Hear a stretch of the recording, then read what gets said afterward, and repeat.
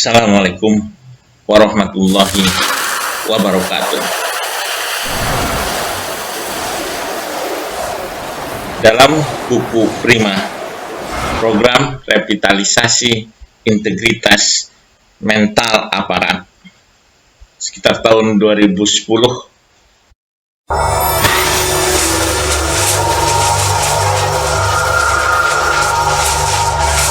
saya memperkenalkan apa yang disebut dengan yang namanya simultan, sebuah singkatan dari sistem multi teladan,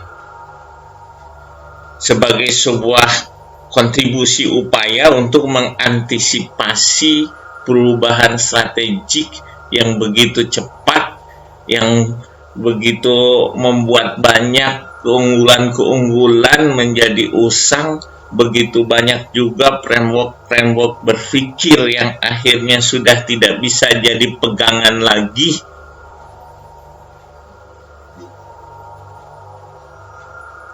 Yang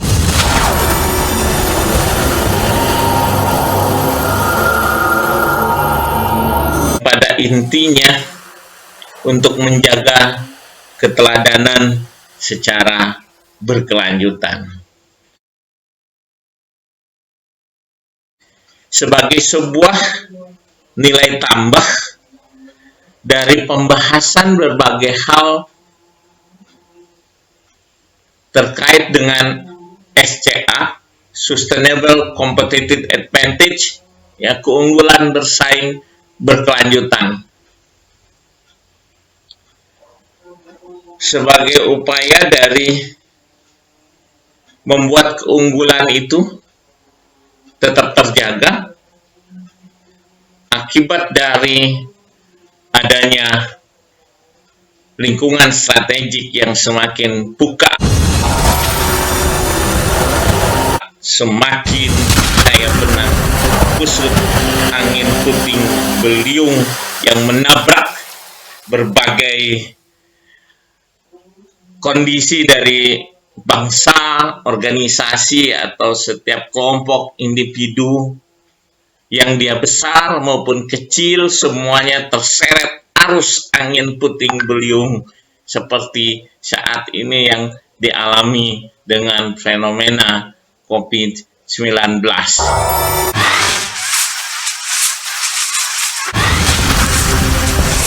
Lingkungan buka itu lingkungan yang volatility, lingkungan yang semakin rumit, ya, lingkungan yang semakin uncertainty, semakin tidak pasti, lingkungan yang semakin complexity, yang semakin rumit, ya, dan lingkungan yang semakin ambiguity, yang kalau bahasa saya sering saya sebut sebagai lingkungan strategik yang semakin benang kusut, lingkungan strategik yang semakin kayak angin puting beliung. Tapi apapun itu, ayo bergerak. Kuncinya itu, dan bergerak itu butuh energi. Jadi kuncinya adalah bagaimana kita punya energi untuk terus bergerak dalam berbagai kondisi lingkungan strategik seperti apapun.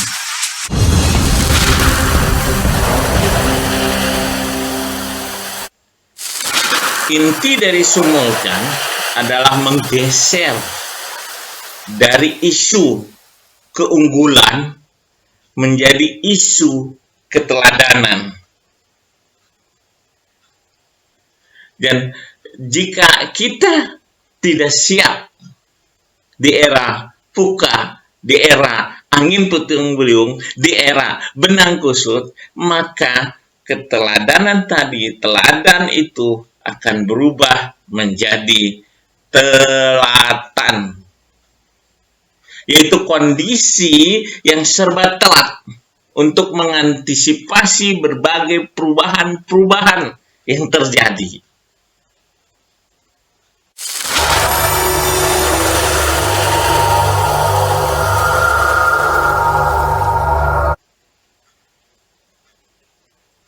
Sehingga apa? Kita terjebak dalam reaktif, bukan proaktif. Kita terjebak dalam taklid, jadi pengikut, kena sihir modern, tanpa sadar, bukan menjadi trendsetter.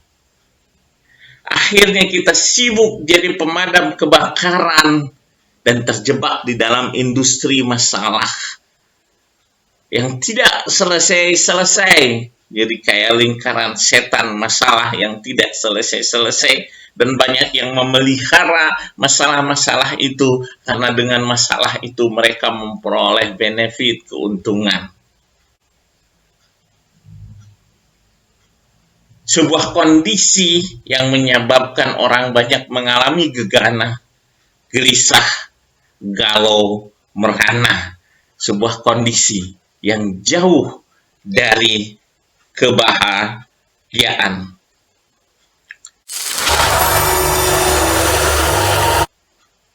VUCA menimbulkan dan ditimbulkan oleh perubahan yang luar biasa.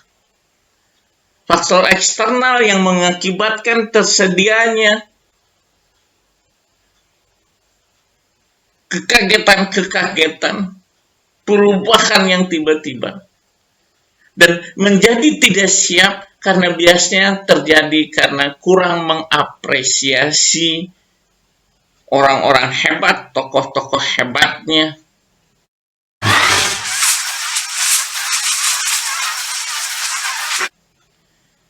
VUCA, perubahan luar biasa dari kehidupan linear yang sebelumnya mudah diprediksi menjadi sebuah kehidupan yang unpredictable.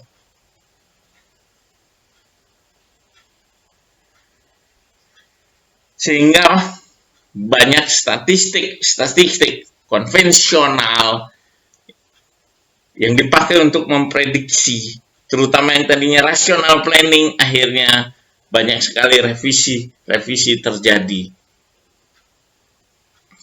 Sehingga kami suka menyampaikan tentang perlunya mengkombinasikan antara learning from the past, and learning from the future. Yang learning from the future ini sebagai creative common dari saya, bagaimana kita menjadikan fiksi tentang masa depan menjadi sebuah framework yang siap selalu dipakai dan mempunyai usia yang panjang, relatif tidak lekang oleh waktu dan zaman. Minimal tidak singkatlah keberadaan framework itu. Ya.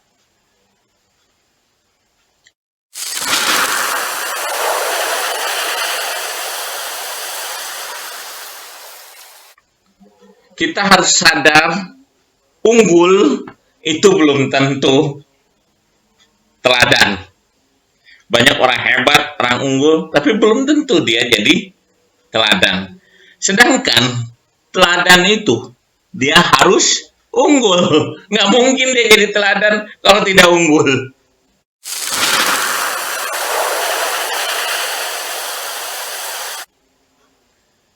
Makanya sekarang perang atau persaingan itu tidak hanya sebatas menghancurkan keunggulan bersaing, tetapi sudah relatif menghancurkan keteladanan.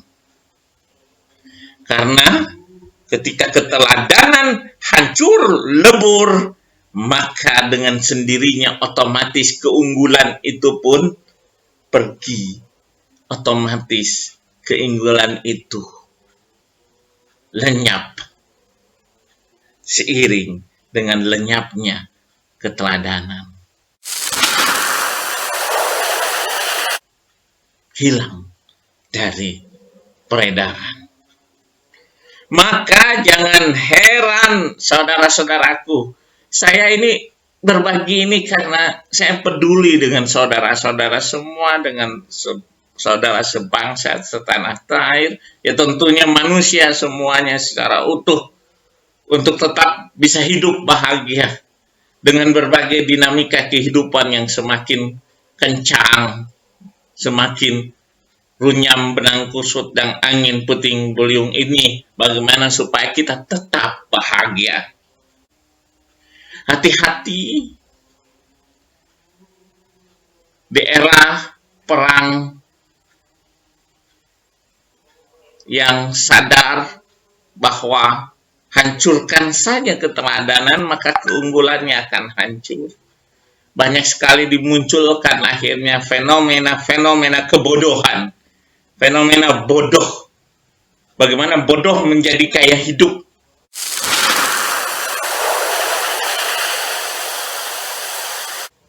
Bagaimana bodoh selalu tampil dalam berbagai tayangan-tayangan televisi. Bagaimana bodoh mewarnai layar-layar kaca. Bagaimana bodoh menjadi cerita-cerita di smartphone kita. Smartphone yang membuat akhirnya kita tambah bodoh.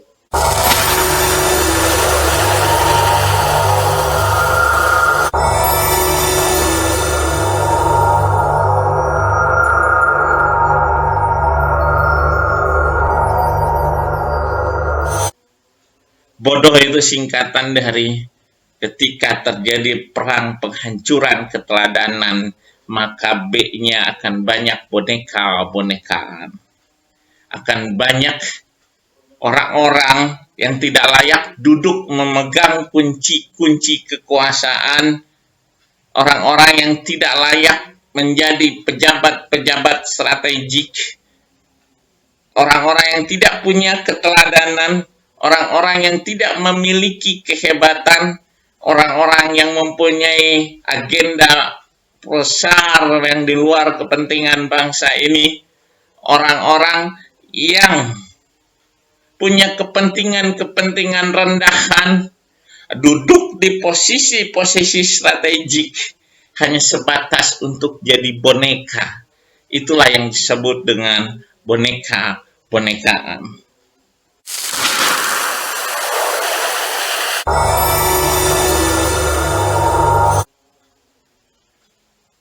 Bodoh, huruf keduanya adalah O. Di keseharian kita, akhirnya akan banyak obrolan-obrolan gosip. Di layar-layar kaca televisi muncul ya obrolan diskusi-diskusi yang isinya gosip. Digosok makin sip ya.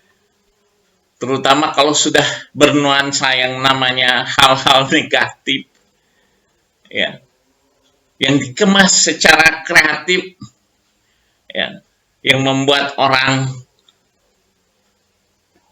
senang untuk tanpa sadar menghabiskan energi dan waktunya.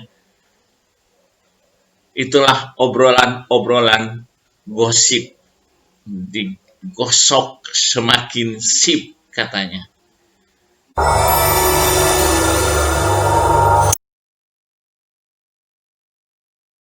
Fenomena bodoh yang lainnya adalah huruf yang ketiganya adalah D. Maka di gaya hidupnya, di keseharian kita banyak drama-drama sosial. Sesuatu yang dilebih-lebihkan. Sesuatu yang disetting sedemikian rupa.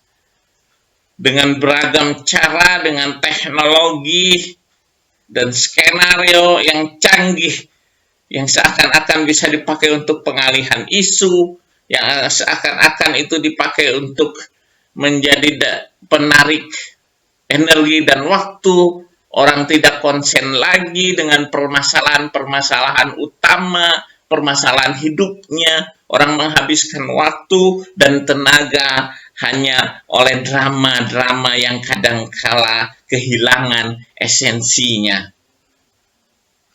Ya kadangkala dikemas dengan kemampuan teknologi, skenario yang luar biasa.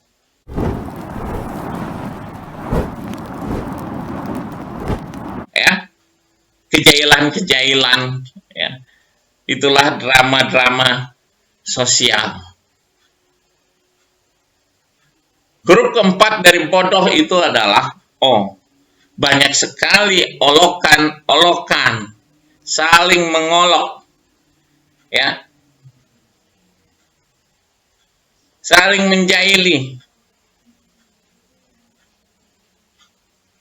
tanpa disadari, dan kadang-kala tanpa ngasih solusi.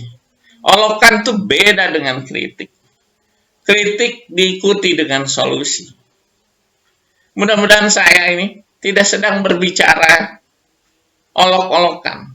Saya tidak sedang mengolok-olokkan. Karena saya berbicara tentang solusi, yaitu simultan. Sistem multi teladan. Bagaimana menjaganya, itu ada banyak yang sudah di-create sedemikian rupa. Ini bukan olok-olokan yang saya sampaikan, tapi ini sebuah kritik supaya jangan sampai terkena yang namanya bodoh.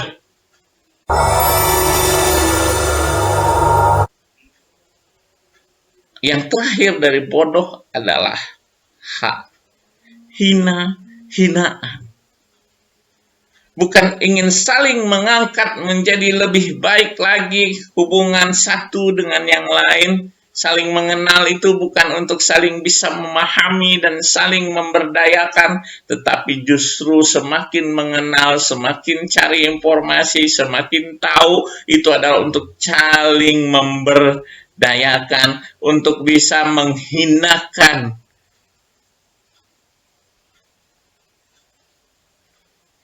Seakan-akan maju dengan menginjak orang, menang dengan menyakiti orang, menang dengan menghancurkan orang, dengan memberikan hinaan-hinaan.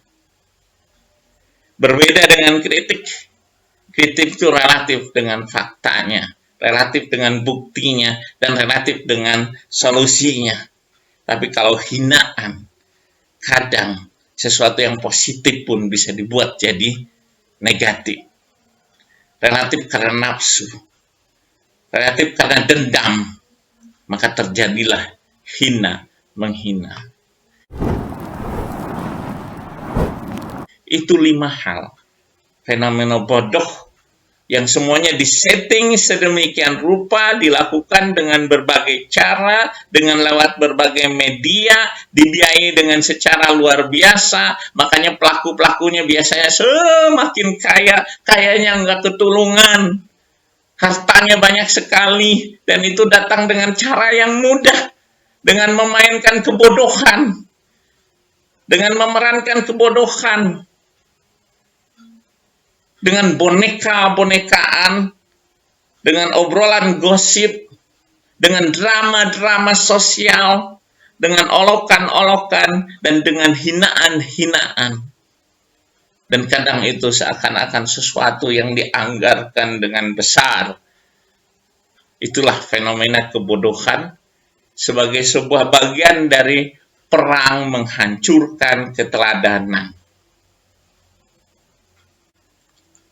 Nah, kita harus sadar bahwa ternyata teladan juga bisa kena imbas dari perubahan yang luar biasa.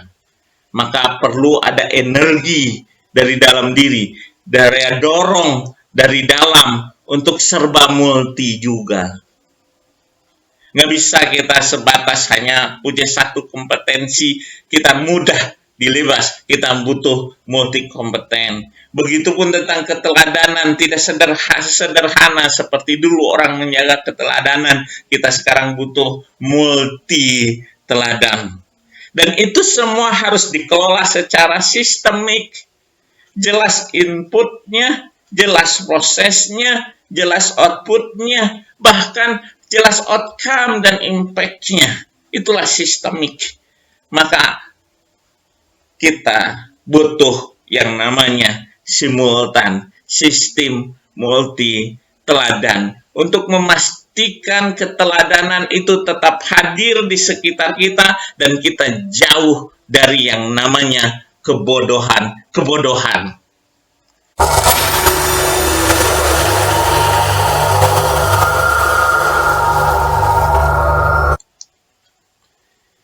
Simultan Itu berlaku di tataran bangsa maupun di tataran organisasi. Simultan menerapkan manusia betul-betul sebagai penggerak utama perubahan, penggerak utama untuk keberhasilan. Simultan memastikan bahwa peran manusia itu tidak digantikan dengan yang namanya teknologi, baik teknologi informasi atau teknologi digital seperti sekarang ini. Tempatkanlah semua itu sebagai alat saja. Sesuatu yang dikendalikan oleh kita. Bukan itu yang menentukan, mengendalikan kita. Sadarilah bahwa digital itu hanya alat. Bisa kadang-kala dipakai, kadang-kala tidak dipakai oleh kita.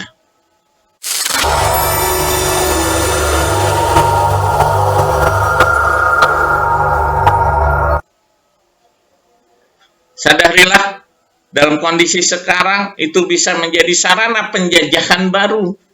Bisa memberikan sihir modern yang tanpa kita sadar akhirnya kita mengikuti apa yang diinginkan tanpa peduli benar dan salah, tanpa peduli itu kepentingan untuk siapa.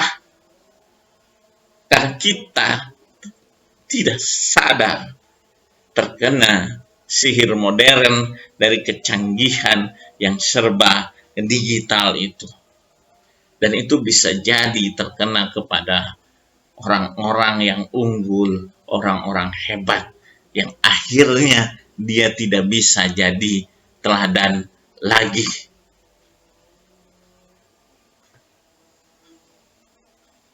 Hati-hati dengan kecanduan dan latah digitalisasi yang kadang bisa menggerus kebahagiaan.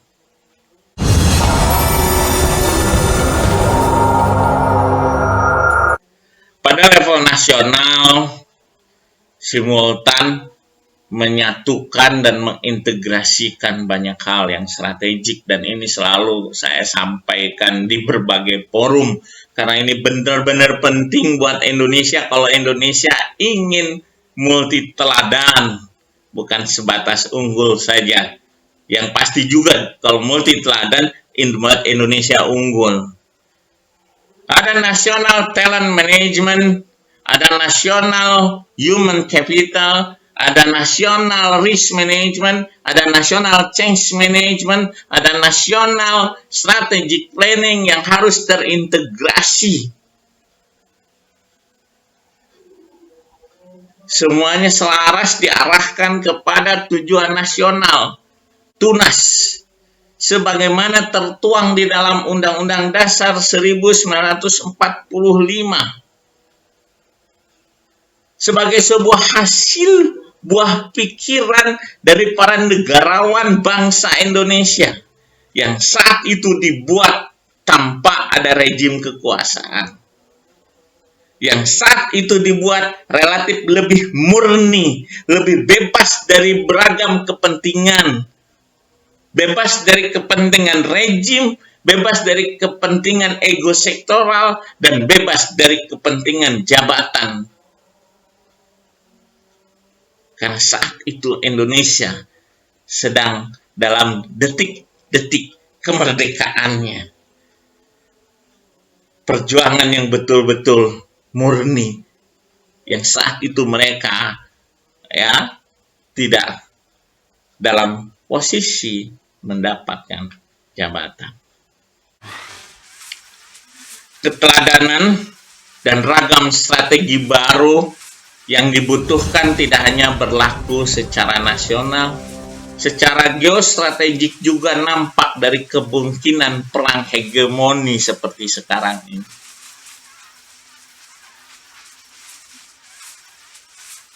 Karena kelihatannya perang head to head itu relatif sering dihindari lagi, karena biasanya memakan korban begitu banyak. Sekarang yang lagi seru, bagaimana yang namanya perang hegemoni Amerika Serikat dengan Cina, ya, yang bisa jadi entah betul-betul terjadi perang fisik, Bisa jadi sebenarnya terjadi sebuah kesepakatan, apapun yang terjadi pada dasarnya mereka akan selalu saling melakukan serangan terkait keteladanan ini.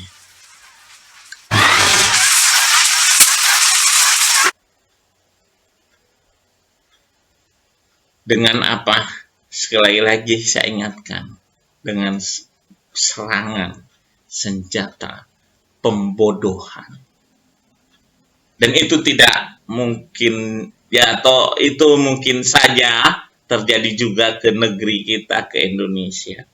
Serangan pembodohan, boneka-bonekaan, obrolan gosip, drama-drama sosial, olok-olokan, dan hina-hinaan, sehingga kita kehilangan para teladan kita. Ketika itu hilang, maka tidak jelaslah sebenarnya mana benar dan mana salah. Maka ketika Anda melakukan kritik untuk kebaikan dan berisi banyak solusi-solusi kebaikan, malah Anda diperlakukan seperti layaknya orang-orang jahat yang seharusnya diperlakukan. Hati-hati, Anda sedang hidup di negeri para penjahat yang berkuasa.